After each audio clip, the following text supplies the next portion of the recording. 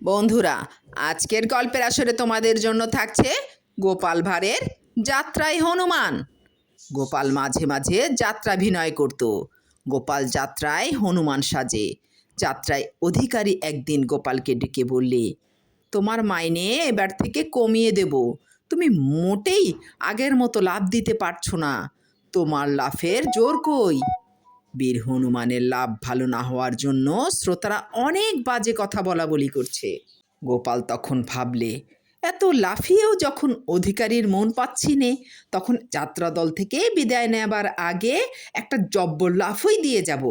অধিকারী মশাই আর কত জোরে লাফ দেখতে চায়, দেখা যাক। একবার শেষ লাফ দেব, দেখি কি হয়।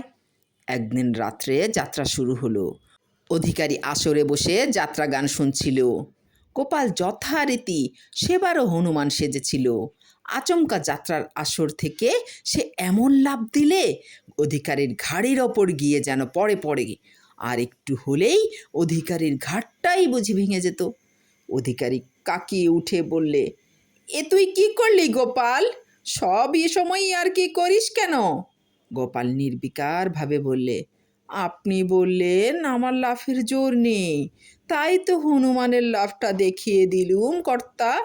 এই এক লাফে সাগর টপকে রাক্ষসের ঘাড়ে পড়া আর কি।